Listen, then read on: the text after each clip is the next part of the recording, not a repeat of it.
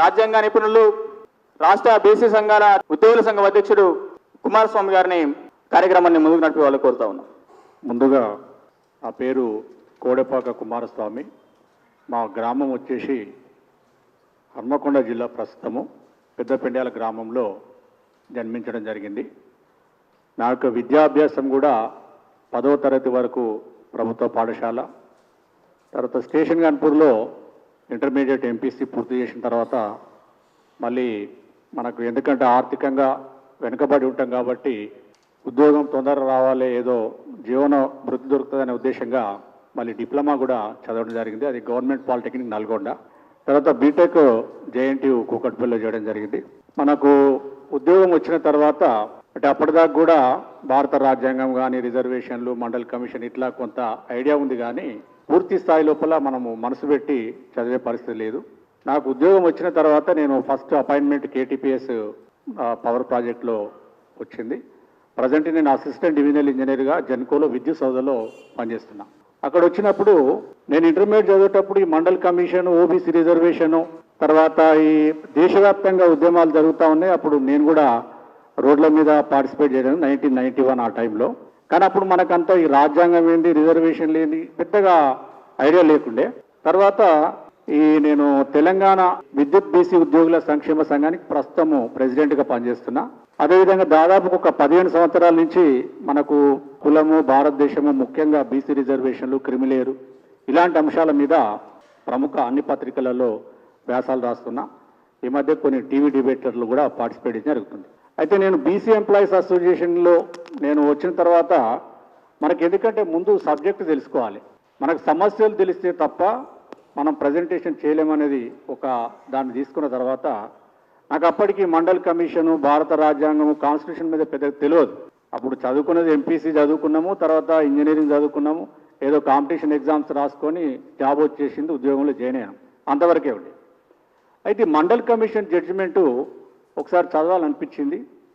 మనకు హైకోర్టు ఇక్కడ మన హైకోర్టుకు వచ్చిన తర్వాత ముందుగా ఈ కార్యక్రమానికి వచ్చేసినటువంటి పెద్దలు గౌరవనీయులు జస్టిస్ చంద్రకుమార్ గారు, తర్వాత గౌరవనీయులు పెద్దలు చిరంజీవి గారు, అదేవిధంగా ప్రొఫెసర్ రామ్ షెప్పర్డ్ గారు, ఈ బీసీ బడి కార్యక్రమాన్ని నిర్వహిస్తున్నటువంటి పిడికిల రాజు గారు, తర్వాత కేవీ గౌడ్, తర్వాత వాళ్ళ యొక్క బృందము, ఈ కార్యక్రమానికి వచ్చేసినటువంటి సోదరులు అందరూ కూడా వందనాలు. 3-4 సంవత్సరాల నుంచి రాజన్న మనకు పరిచయం అయ్యారు. కేవలం హైదరాబాద్లో ఏదైనా ప్రోగ్రాంలు అయితేనే రాగలుగుతానంటే మనకు ఈ బీసీ బడి ప్రోగ్రాంలకు నేను అటెండ్ అవుతున్నా. ఒక 3-4 ఇయర్స్ అవుతుంది. బయట వేరే జిల్లా ప్రాంతాలలో రావాలంటే మనకు టైం ఉండదు కాబట్టి రాలేదని చెప్పడం జరుగుతూ ఉంది. అయితే ఇట్లా ఉన్నప్పుడు నాకు ఎందుకో ఈ constitution of India, constitution book, తర్వాత ఈ మండల్ కమిషన్ జడ్జిమెంట్ తీసుకెళ్లడం జరిగింది. అది చదువుతూ ఉంటే ఏమనిపించిందంటే అప్పటికి నాకు రాజ్యాంగం ఎప్పుడు చదువుకోలేదు. చదువుకున్న తర్వాత ఏంటి ఇంత దుర్మార్గంగా రాసింది అనిపించింది. బీసీలకు సంబంధించి అంటే మిగతా ఫండమెంటల్ రైట్స్ కానీ, లేకపోతే షెడ్యూల్ కాస్ట్, షెడ్యూల్ ట్రైబ్ వాళ్ళ యొక్క రిజర్వేషన్ల గురించి నేను మాట్లాడడం లేదు. ముఖ్యంగా వెనుకబడిన కులాలకు సంబంధించినటువంటి ఆర్టికల్ ఏదీ లేదు. అంటే ఇవాళ ఎందుకు చెప్తున్నానంటే మనకి ఇవాళ మన సబ్జెక్టే బీహార్ హైకోర్టు ఈ మధ్యకాలంలో నితీష్ ప్రభుత్వం తెచ్చినటువంటి రిజర్వేషన్ యాక్ట్ 49గా ఉన్నటువంటి రిజర్వేషన్ 60% చేసిండ్రు. ఇంకా ఎకనామికల్ వీకర్ సెక్షన్స్కి ఒక 10% కలిపితే 75% రిజర్వేషన్ సంబంధించినటువంటి చట్టాన్ని, అక్కడ చేసినటువంటి చట్టాన్ని కొట్టివేయడం జరిగింది. ఎందుకు కొట్టివేసిండ్రు? ఒక బీసీ రిజర్వేషన్లకి ఈ సమస్యలు ఎందుకు వస్తున్నాయి? మరి షెడ్యూల్ కాస్ట్ కానీ, షెడ్యూల్ ట్రైబ్ రిజర్వేషన్లకు సమస్యలు రావడం లేదు. వాళ్ళకి క్రిమిలేర్ ఇష్యూ లేదు. వాళ్ళ యొక్క జనాభా ఎంత ఉంటే వాళ్ళకంత ప్రాతినిధ్యము, విద్య, ఉద్యోగ, రాజకీయ రంగాలు, ముఖ్యంగా అసెంబ్లీ, పార్లమెంట్లు, అదేవిధంగా ఆర్థిక రంగంలో కూడా వాళ్ళకు పూర్తి స్థాయిగా వాళ్ళకి జనాభా దామాషా పద్ధతిలో వస్తుంది, రాజ్యాంగబద్ధంగా వస్తున్నది. ఇవాళ పాలకులు వీడి అధికారంలో ఉన్నా, వాడ అధికారంలో ఉన్నా రాజ్యాంగంలోనే వాళ్ళకు ప్రొవిజన్స్ ఉన్నాయి కాబట్టి వాళ్ళకు ఖచ్చితంగా రావాల్సినటువంటి వాటా వస్తున్నది, రావాల్సిందే. మరి నష్టపోతున్నది ఎవరంటే వెనుకబడిన కులాలు. అసలు వీళ్ళది నేను కాన్స్టిట్యూషన్ చదువుతుంటారు ఈయన ఇంత ఘోరంగా ఉన్నదని అనిపించింది. ఎందుకంటే మండల్ కమిషన్ తీర్పు దాదాపుగా 750 పేజీలు ఉంటాయి. ఆ 750 పేజీలు అది లీగల్ లాంగ్వేజ్. మేము చదువుకున్నదేమో బీటెక్ గ్రాడ్యుయేషన్ కాబట్టి మాకు అర్థమయ్యేది కాదు.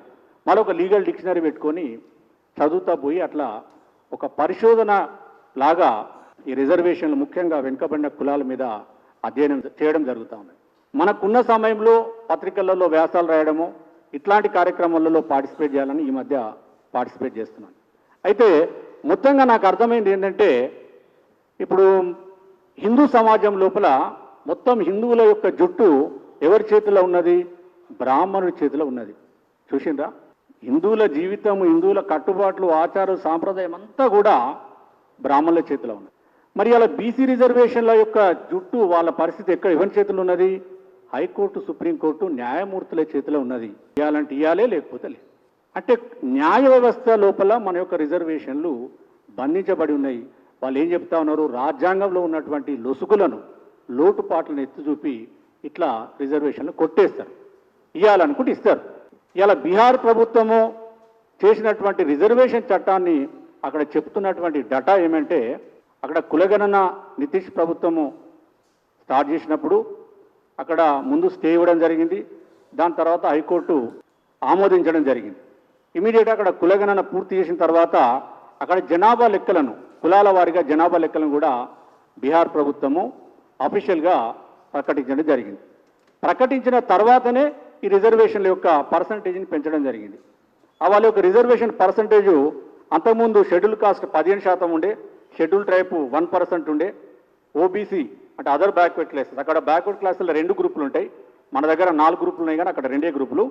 OBC 12%, extremely backward classes 18%, BC women's కూడా ప్రత్యేకంగా 3% రిజర్వేషన్ ఉండేది. ఎప్పుడైతే కాస్ట్ సెన్సెస్ కులగణన అఫీషియల్గా ప్రకటించిన తర్వాత అక్కడ షెడ్యూల్ కాస్ట్ది వాళ్ళ జనాభా 19.65% ఉంది. అది 20%కి రిజర్వేషన్ పెంచడం జరిగింది విద్యా ఉద్యోగాలలో. షెడ్యూల్ ట్రైబు వాళ్ళ యొక్క జనాభా 1.68 ఉంటే 2% చేయడం జరిగింది. ఓబీసీ వాళ్ళ యొక్క జనాభా 27% ఉంది, 27.12, కానీ 12% గతంలో ఉండే అది 18%కి పెంచడం జరిగింది. అదే ఎక్స్ట్రీమ్లీ బ్యాక్వర్డ్ క్లాసెస్కి వాళ్ళ యొక్క జనాభా 36% ఉంది, వాళ్ళకి ఆల్రెడీ అమలవుతున్న రిజర్వేషన్లు 18% నుంచి 20%కి పెంచడం జరిగింది. బీసీ ఉమెన్ అనేది ఇక అది డిలీట్ చేయడం జరిగింది. తర్వాత ఇది 49% నుంచి 65%కి పెంచడం జరిగింది. ఎకనామికల్ వీకర్ సెక్షన్స్కి 70%. అక్కడ ఈ కోర్టు తీర్పును కనుక మనం చూసినట్లయితే వాళ్ళు ప్రధానంగా చెప్తున్నది ఏంటంటే, Mandal commission Indra Sawhney versus union of India, తర్వాత స్థానిక సంస్థలలో ఇచ్చినటువంటి తీర్పు K Krishnamurthy versus union of India, ఈ ప్రధానంగా ఈ 2 తీర్పులను, తర్వాత ఈ ఈడబ్ల్యూఎస్ కోటా కానీ, మరాఠా రిజర్వేషన్ కోటా, ఇంకా అన్ని రకాల అంటే గతంలో ఉన్నటువంటి చాలా సుప్రీంకోర్టు జడ్జిమెంట్లను కోట్ చేయడం జరిగింది. అంటే రాజ్యాంగబద్ధంగా ఏర్పడినటువంటి Pavitra versus union of India కానీ, లేదా Nagaraju versus union of India కానీ, లేదా జర్నల్ సింగ్ వర్సెస్ ఎల్ఎన్ గుప్తా అని ఈ మధ్య ప్రమోషన్లలో రిజర్వేషన్ సంబంధించినటువంటి అనేకమైన ఆ తీర్పులలో ఏముందంటే, మొత్తం వర్టికల్ రిజర్వేషన్ అనేది 50% దాటొద్దని చెప్తా ఉన్నది. దాని సాకుగా చెప్పి అంటే ఈ 50% సీలింగ్ క్యాప్ అనేది 1950 నుంచి ఇచ్చిన తీర్పులలో చెప్పినప్పటికీ ఫైనల్గా 9 మంది రాజ్యాంగ ధర్మాసనం, 9 మంది జడ్జిల రాజ్యాంగ ధర్మాసనము మండల్ కమిషన్ తీర్పులో ఈ రిజర్వేషన్లు ఎస్సీ ఎస్టీ బీసీ రిజర్వేషన్లు 50% దాటొద్దని సీలింగ్ పెట్టడం జరిగింది. పెడుతూనే ఏం చెప్తున్నాడు? క్వాంటిఫైబుల్ డేటా, ఆమోదించదగినటువంటి డేటా కానీ, సరైన కారణాలు కనుక ఉన్నట్లయితే, అంటే రిజర్వేషన్ దాటాలనే కారణాలు ఉన్నట్లయితే 50% దాటొచ్చని కూడా అప్పుడే చెప్పడం జరిగింది. మరి అక్కడ ఇక్కడ ఎకనామికల్ వీకర్ సెక్షన్ రిజర్వేషన్ వచ్చినప్పుడు ఆటోమేటిక్గా 50% సీలింగు దాటిపోయింది. కానీ మొన్న ఈ ఈడబ్ల్యూఎస్ కోటా మీద ఇచ్చినటువంటి తీర్పులో ఏం చెప్తా ఉన్నది సుప్రీంకోర్టు? 50% సీలింగ్ అనేది ఆర్టికల్ 15(4), ఆర్టికల్ 16(4) ద్వారా ఏర్పడ్డ రిజర్వేషన్లకు మాత్రమే ఆ సీలింగ్ వర్తిస్తుంది, వీళ్ళకి వర్తించదని చెప్పింది. మరి బీహార్ తీర్పు లోపల ఆ తీర్పు ఏం చెప్తున్నాడంటే, ఫండమెంటల్గా ఆర్టికల్ 16 ద్వారా ఉద్యోగాలలో రిజర్వేషన్లు ఇవ్వాలంటే అడిక్వేట్ రిప్రజెంటేషన్ లేనప్పుడు మాత్రమే, వాళ్ళ యొక్క ప్రాతినిధ్యం లేదు అని ప్రభుత్వం భావించినట్లయితేనే రిజర్వేషన్ పెట్టాలనేది ఫండమెంటల్ ప్రిన్సిపల్. మరి ఈడబ్ల్యూఎస్ కోటా తీర్పు లోపల సుప్రీంకోర్టు ఏం చేసింది? 5 జడ్జిల రాజ్యాంగ ధర్మాసనము 3:2 రేషియోలో మెజారిటీగా ఈడబ్ల్యూఎస్ కోటాకు ఆమోదం తెలిపింది. కానీ ఇదే కేశవానంద భారతి ఒక తీర్పున్నది, ఈ రాజ్యాంగం యొక్క మౌలిక సూత్రాలకు దెబ్బతినే విధంగా, బేసిక్ స్ట్రక్చర్ కనుక దెబ్బతినే విధంగా ఉన్న ఏ రాజ్యాంగ సవరణ అయినా, ఏ చట్టమైనా కూడా సుప్రీంకోర్టు కొట్టివేయడానికి అధికారం ఉండదని తీర్పు చెప్పింది. ఇక్కడ మనకు ఫండమెంటల్ ప్రిన్సిపల్ ఏంది? ఆర్టికల్ 16 ఏం చెప్తా ఉన్నది, ఏ వర్గానికైనా వారి యొక్క ప్రాతినిధ్యం లేదు అనుకొని భావించినట్లయితే ప్రభుత్వం రిజర్వేషన్లు పెట్టాలని చెప్పింది. మరి ఈడబ్ల్యూఎస్ కోవడానికి ఏ విధంగా ఆమోదం తెలిపినరు? ఇప్పుడు ఈడబ్ల్యూఎస్ అంటే ఎవరు ఉన్నారు? Other than schedule caste, schedule tribe, backward classes. SC ST బీసీలు కాకుండా మిగతా వాళ్ళంతా ఎకనామికల్ వీకర్ సెక్షన్ కింద ఉన్నారు. మరి ఇప్పుడు కేంద్ర ప్రభుత్వ లెక్కలు కనుక మనం చూసినట్లయితే మొత్తం ఉద్యోగాలలో 51% ఉద్యోగులు అప్పర్ కాస్ట్ వాళ్ళే ఉన్నారు. అంటే వాళ్ళ జనాభా ఎంత ఉంది? సరే 15 నుంచి 20% ఉండొచ్చు, మ్యాక్సిమం ఉంటే 20% కంటే ఎక్కువ ఉండకపోవచ్చు. కొన్ని రాష్ట్రాల్లో ఒక 20% కూడా ఉంటారు. మరి వాళ్ళ యొక్క జనాభా కంటే మించి అంటే 51% యొక్క వాళ్ళ ఉద్యోగంలో ప్రాతినిధ్యం ఉన్నా కూడా వాళ్ళకు 10% రిజర్వేషన్ పెడుతున్నారు. అంటే కోర్టులు ఎట్లా చెప్తున్నాయంటే, అంటే న్యాయమూర్తులు చెప్పాలనుకుని ఇవ్వాలనుకుంటే దానికి అనుకూలంగా తీర్పులు రాసి తీర్పులు ఇచ్చే పరిస్థితిలో మనం ఉన్నాం. అంటే మరి వెనుకబడిన కులాలకే ఈ సమస్య ఎందుకు వస్తున్నది అనేది ఒక్కసారి మనం రాజ్యాంగాన్ని కనుక పరిశీలిస్తే, మొట్టమొదటిగా భారత రాజ్యాంగ రచన లోపలనే అన్యాయం జరిగింది. భారత రాజ్యాంగంలో అన్యాయం ఏ విధంగా జరిగింది? మరి కులగణన ఎందుకు చేస్తలేరు? కులగణన చేయంగానే కోర్టులు ఎందుకు కొట్టేస్తున్నాయి? రాజ్యాంగం చూపిస్తూ ఉన్నాయి. ఎందుకంటే ఇప్పుడు ఒకసారి మనకు దేశంలో రాజ్యాంగం అమల్లోకి వచ్చిన తర్వాత పాలకుడు ఎవడైనా రాజ్యాంగాన్ని ఫాలో కావాల్సిందే. కొన్ని తప్పులు ఒప్పులు చేసినప్పటికీ రాజ్యాంగం ప్రకారమే పరిపాలన చేయాలి. మరి అలాంటి రాజ్యాంగంలో 50%గా ఉన్నటువంటి బీసీ కులాలను విస్మరించి వాళ్ళకు నష్టం జరిగే విధంగా రాజ్యాంగంలో రాయడం జరిగింది. మరి రాజ్యాంగం అమల్లోకి వచ్చినప్పుడు ఒకే ఒక ఆర్టికల్ వచ్చింది, అదే ఆర్టికల్ 340. ఆర్టికల్ 340 మాత్రమే పెట్టిండ్రు. మొట్టమొదటి రాజ్యాంగం అమల్లోకి వచ్చినప్పుడు జనవరి 26, 1950లో ఏం పెట్టిండు అక్కడ? ఈ దేశం లోపల social and educational backward classes. ఇంకా ప్రమాదకరంగా మీకు చెప్తే అసలు నిజంగా ఒక్కసారి రాజ్యాంగం ఈ జడ్జిమెంట్ చదివితే నిద్రపోరు బీసీలు. అసలు నీ కులమే లేదని చెప్తాంది రాజ్యాంగం. భారత రాజ్యాంగం ఏం చెప్తున్నది? వీళ్ళ definition social and educational backward classes అన్నాడు.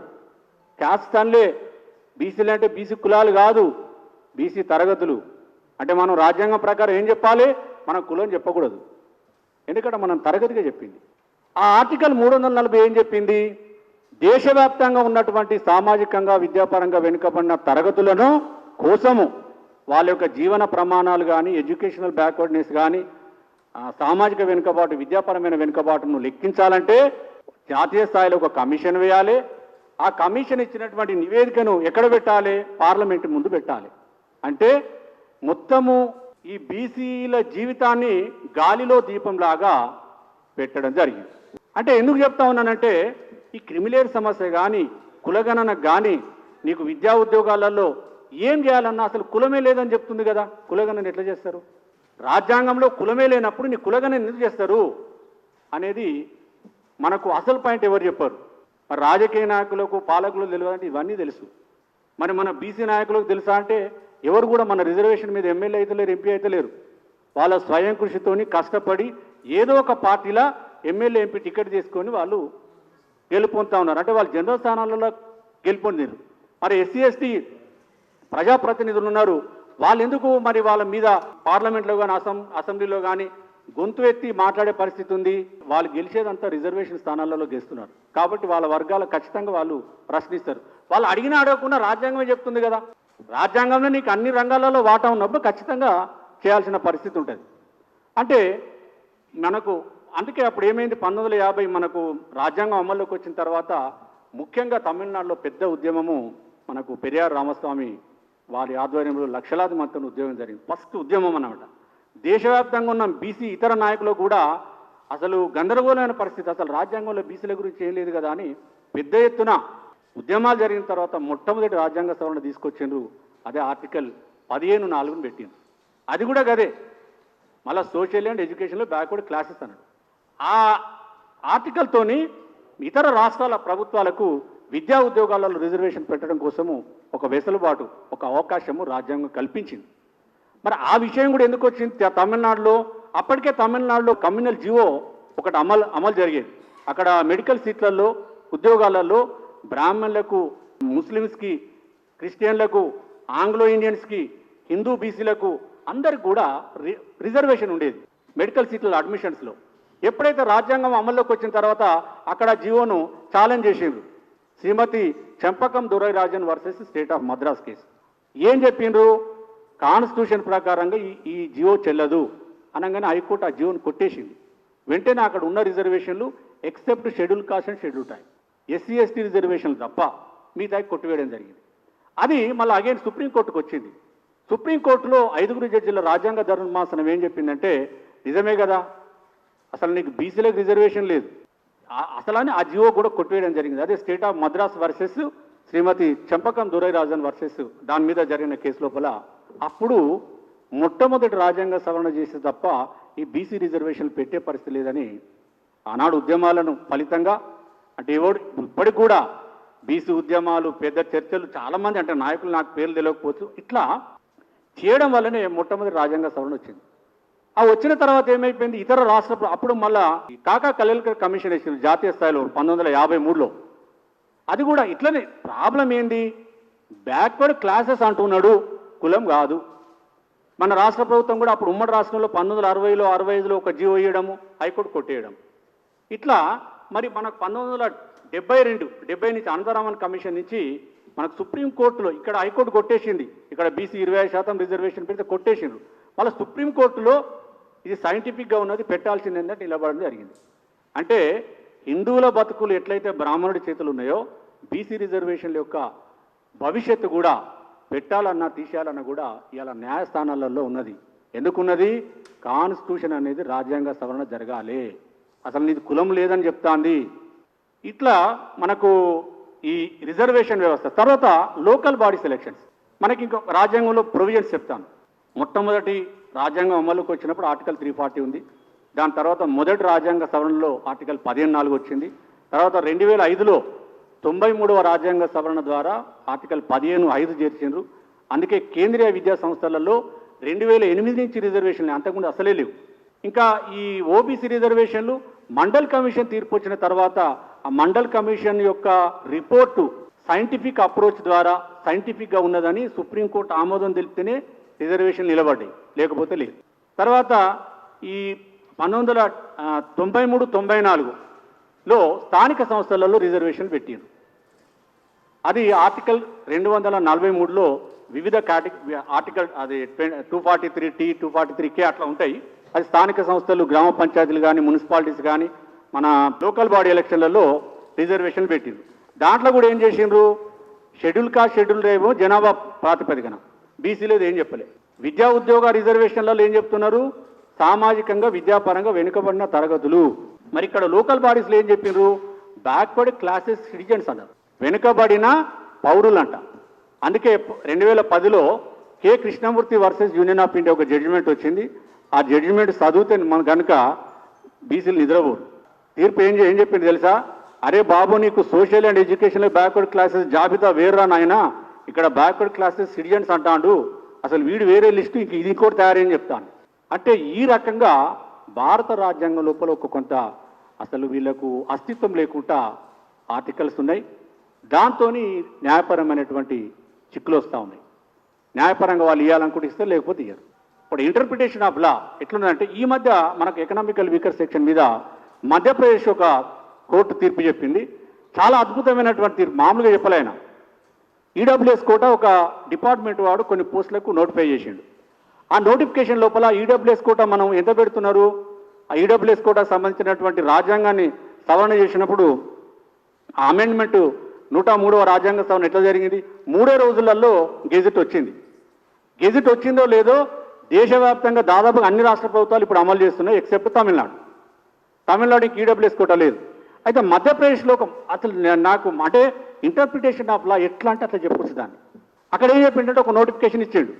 ఆ నోటిఫికేషన్లో ఏం చేసిండు, ఈడబ్ల్యూఎస్కి 4 పోస్టులు నోటిఫై చేసిండు. వాస్తవానికి 10 ఏమో చేయాలి, అంటే 10% చేయాలి. అక్కడ దాన్ని అప్పర్ కాస్ట్ వాళ్ళు హైకోర్టు ముందు ఛాలెంజ్ చేసిండ్రు, మాది 10% రిజర్వేషన్, నోటిఫై అయిన వేకెన్సీలలో 10% మాకు ఇవ్వాలి, అంత నోటిఫికేషన్ ఇవ్వలేదని చెప్పేసి చేసినప్పుడు ఏం చెప్పిందంటే అక్కడ మరి ఆ జడ్జి గారు కూడా ఎంత సైంటిఫిక్గా చెప్పినట్టు ఈ మధ్యన వచ్చింది. అది ఇప్పుడు దేశవ్యాప్తంగా చర్చ జరుగుతుంది, అది ఇప్పుడు అప్పీల్ దాని మీద పెండింగ్ ఉంది. ఎంత బాగా చెప్పిందంటే, నీకు 103వ రాజ్యాంగ సవరణ ఎకనామికల్ వీకర్ సెక్షన్స్కి రిజర్వేషన్ పెట్టేటప్పుడు ఆ ఆర్టికల్ 15(6) కానీ ఆర్టికల్ 16(6)లో ఏం చెప్పిందంటే ఈ ఎకనామికల్ వీకర్ సెక్షన్స్ ఎవరు అనేది డిఫినేషన్ ఏముంది, other than schedule caste, schedule tribe and other backward classes అన్నాడు. అదర్ దాన్ అంటే ఎస్సీ ఎస్టీ ఓబీసీలు కాకుండా ఎవరైతే ఉన్నారో వాళ్ళు మాత్రమే ఈడబ్ల్యూఎస్ కింద వచ్చింది అనేది కాన్స్టిట్యూషన్ అమెండ్మెంట్ జరిగింది. ఆ రిజర్వేషన్లను సుప్రీంకోర్టు ఆమోదించింది. ఇక్కడ జడ్జి గారు చెప్పినటువంటి లా ఏంటంటే, అవునయా నువ్వు అసలు నీకు రాజ్యాంగంలోనే ఎస్సీ ఎస్టీ ఓబీసీ ఎక్స్క్లూడెడ్ కదా, వాళ్ళని తీసేసినావు కదా, మరి నీకు నోటిఫై అయిన వేకెన్సీలలో ఎట్లా 10% ఇస్తారు, ఇవ్వకూడదు. నోటిఫై అయిన వేకెన్సీలలో ఎస్సీ ఎస్టీ ఓబీసీ మైనస్ అయిన తర్వాత మిగిలిన ఎన్ని జనరల్ పోస్టులు ఉంటాయో అవి మాత్రమే ఇవ్వాలని చెప్పి తీర్పివ్వడం జరిగింది. ఇప్పుడు దేశవ్యాప్తంగా దాని మీద ఒక చర్చ జరుగుతూ ఉన్నది. అంటే న్యాయము చట్టము ఎంత లీగల్గా ఎంత ఇంటర్ప్రిటేషన్లో తేడా ఉంటుందో చూడండి. ఒక న్యాయమూర్తికి ఇంకొక న్యాయమూర్తికి తేడా ఉంటుంది. అందుకే మనం మొత్తం మనకు డెమోక్రసీలో చెక్స్ అండ్ బాలెన్సింగ్ సిస్టమ్, ఒక దగ్గర ఫెయిల్ అయినానికి ఇంకొక దగ్గర న్యాయం జరిగే అవకాశం ఉంటుంది. అంత మంచిగా మనకు ఫ్రేమ్ ఉన్నది ఇక్కడ. మనకు లోకల్ బాడీస్ రిజర్వేషన్కి వస్తే 2013 వరకు కూడా ఈ 34% రిజర్వేషను బీసీలకు ఉండేది ఇక్కడ. ఎప్పుడైతే 2013లో కూడా అప్పుడు ఉన్న కాంగ్రెస్ ప్రభుత్వము వాళ్ళు సుప్రీంకోర్టులో అంటే ఇక్కడ హైకోర్టు కొట్టేసింది, ఎందుకంటే 50% సీలింగ్ దాటొద్దని. ఎక్కడని ఇదే పంచాయతీగా వాళ్ళు ఇవ్వాలనుకుంటే లేకపోతే ఇయ్యరు. సుప్రీంకోర్టులో స్టే తీసుకొచ్చుకున్నారు 34% రిజర్వేషన్తో ఎన్నికలు నిర్వహించుకోవడం కోసం. అందుకే ఇక్కడ 2013లో జరిగిన స్థానిక సంస్థలలో 34% రిజర్వేషన్ ఉంది. మరి ఎప్పుడైతే తెలంగాణ రాష్ట్రం ఏర్పడగానే 2018-19లో స్థానిక సంస్థలలో ఎన్నికలు జరిగినాయి. ఆ ఎన్నికలలో ఇదే 50% సీలింగ్ సమస్య ఇక్కడ ఆంధ్రప్రదేశ్లో కూడా అప్పటికే ఇక్కడ హైకోర్టులో ఒక తీర్పు వచ్చింది. ఆ తీర్పును ఆధారంగా చేసుకుని ఎట్లాగూ 50% సీలింగ్ దాటొద్దు కదా అని చెప్పేసి వాళ్ళు ఏం చేసిందంటే ఇక్కడ అప్పటికే సుప్రీంకోర్టులో ఎస్ఎల్పి పెండింగ్ ఉంది, దాన్ని విత్డ్రా చేసేసుకొని మన తెలంగాణ లోపల. ఎందుకంటే ఇప్పుడు తెలంగాణ జోషులు మూమెంట్లు ఉన్నాం కదా, అసలు బీసీ లేదు ఓసీ లేదు, అసలు మనకు మన బట్టలు కూడా తీసినా కూడా మాట్లాడే పరిస్థితులు బీసీలు అయితే లేరు. వాటి రిజర్వేషన్ తగ్గించేసిండు, దూర రిజర్వేషన్ తగ్గించేసిండు, కథం అదే కంటిన్యూ అవుతా ఉన్నది. ఇప్పుడు కాంగ్రెస్ పార్టీ ఏం చెప్తున్నది, మేము కులగణన చేస్తామని చెప్పారు. ఇప్పటికి 7 నెలలు అయిపోయింది, దాన్ని చేయరు కూడా నాకు తెలిసినంత వరకు. ఎందుకంటే ఒక దొరపోయి ఇంకో దొరొచ్చుడు తప్ప ఈ సామాజికంగా వాళ్ళు ఇచ్చిన వాగ్దానాలు చేసే పరిస్థితి లేదు. అది మనం చూస్తూ ఉన్నాం. ఈ క్రమం లోపల ఈ దేశంలో సంఘాలు ఎవరుకున్నా లేకున్నా బీసీలకైతే అవసరం. మరి ఈ కుల సంఘాలు బీసీల కుల సంఘాలు ఏమంటే బ్రహ్మాండంగా పనిచేస్తున్నాయి. అసలు మన కులాలలో మీటింగ్లు పెడితే మన జింకానా గ్రౌండ్ కానీ ఏ గ్రౌండ్లే సరిపోవు. కుల సంఘం మీటింగ్ కానీ అంత చైతన్యంగా వస్తారు. బీసీ అనగానే బ్యాక్వర్డ్ క్లాస్ అనగా రారు. ఎందుకంటే ఈ నిచ్చెన మెట్ల కుల వ్యవస్థ లోపల ఇక కులాలుగా విడిపోయి ఉన్నాం.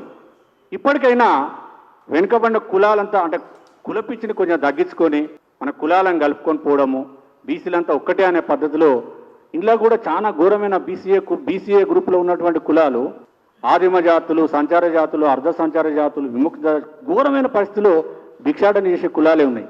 అలాంటి కులాలను కూడా ప్రొఫెషనల్ కులాలు కానీ అదర్ బీసీ కాస్ట్లు కానీ అందరూ కూడా కలిసి పనిచేయాలంటే మనకు రాష్ట్ర వ్యాప్తంగా గ్రామ స్థాయి నుంచి మనకు ఈ యూనివర్సిటీ స్థాయి వరకు పెద్ద ఎత్తున ఈ బీసీ హక్కుల మీద చర్చలు జరిగి ముందుకు పోతే తప్ప మనం సాధించుకునే అవకాశం లేదు. నాకు ఎందుకంటే సమయం అంటే చాలామంది పెద్దలు చాలా నాకంటే చాలా ఇంపార్టెంట్ అయిన ఆఫీసర్స్ ఉన్నారు కాబట్టి వాళ్ళ యొక్క స్పీచ్ అనేది చాలా ఇంపార్టెంట్. మళ్ళీ నేను పత్రికలలో వ్యాసాలు కూడా రాస్తాను. ఎప్పుడైనా మన ప్రోగ్రామ్స్ ఉంటే నేను అటెండ్ అయ్యి నా యొక్క వాయిస్ వినిపిస్తానని తెలియజేస్తూ ముగిస్తున్నాను. Thank you.